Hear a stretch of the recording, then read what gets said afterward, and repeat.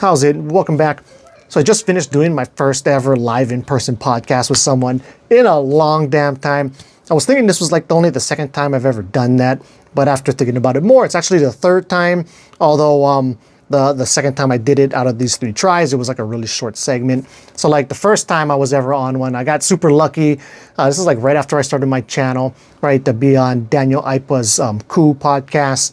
So that was super fun, but god damn, I was nervous for that thing. Could have done way better at it. And then I had a really small segment, and actually what is essentially like the biggest local podcast we have here in the state.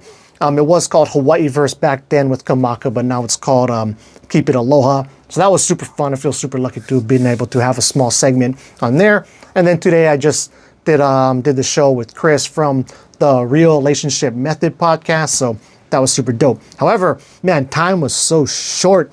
Like, he likes to keep his episodes to an hour, including intro and outro. So we only had like 50 minutes or something to actually go over stuff in the pod.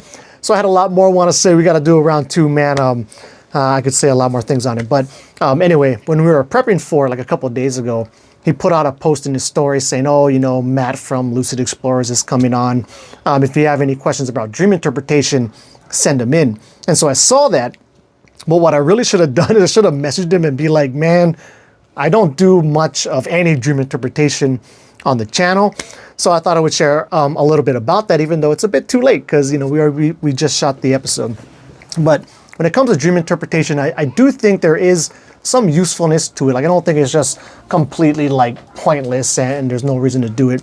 But, to have it really work, I think you got to really know the dreamer very well. And essentially look at it like a therapy session. You gotta have some psychologist saying, okay, this thing can represent or mean that. But if you were to look up like dream meanings, one of the first things you find out there are like, they have books and websites dedicated to, if you dream about this object, it means that. Like, water represents this, and a flower means that, and a snake means this. But I think a lot of that is just, it's pretty much pointless because each individual and their life story and what's happened to them in their past is going to have certain things represent different things to different people. Now, there are some big overarching themes that might kind of line up with most people, but largely speaking, I think a lot of those types of dream interpretation things are basically pointless. However, if you get into more like situation or events that happen in dreams, I think that can potentially mean a bit more. So say like if you're in the dream and you're trying to get to the bus stop to go somewhere, but you just missed the bus. It pulls out like right before you get there. That could perhaps mean like you have some regret to not pulling the trigger on something that you had, an option that you had in your waking life. If you're dreaming of being lost, which happens to a lot of people in a lot of dreams, that could potentially means that you're unsure about like what step to take next for some other situation that's happening in your life. If you're dreaming about, say you're trying to go somewhere and your car breaks down, that could mean that you feel like you don't have control over some life situation. And then to say like if you dream about teeth falling out, I have definitely covered this in some of my previous videos. One way to look at it is like you have fear of being judged. I know that's a popular one I'll see out there a lot. But I also look at that as kind of being like, maybe just some leftover memories and fears that we have like in our DNA, where if you think about it, like long time ago, say like before we even found fire, like if your teeth fell out and you couldn't really cook or you couldn't like chew and rip things open like eat an apple, then you're pretty much dead, right? So I think that might just be some kind of hangover from that. And then also say like flying, and we talked a bit about this on the podcast, right? It's like we seem to know what it feels like to fly, even though obviously humans can't do that, and so why is that? And so the way I've thought about it too is maybe we just have like, that stuff like stored in our DNA when we split from birds or something. I mean, who knows, but that could be some slight potential option there.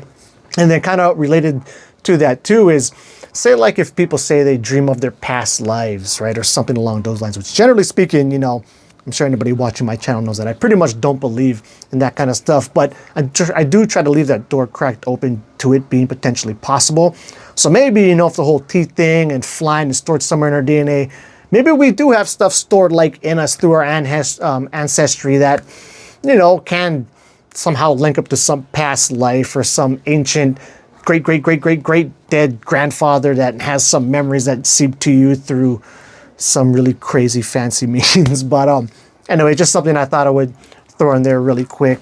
I do like interpreting my own dreams. I do find some usefulness to that, but I tend to just kind of keep that stuff private. But I do, because each individual dreamer knows themselves so well, I think they're probably best suited to interpret their own dreams versus going to somebody else to try and have that other person interpret it for them. So anyway, with that said, that wraps it up. Until the next video, keep your lucid dreaming practice legit.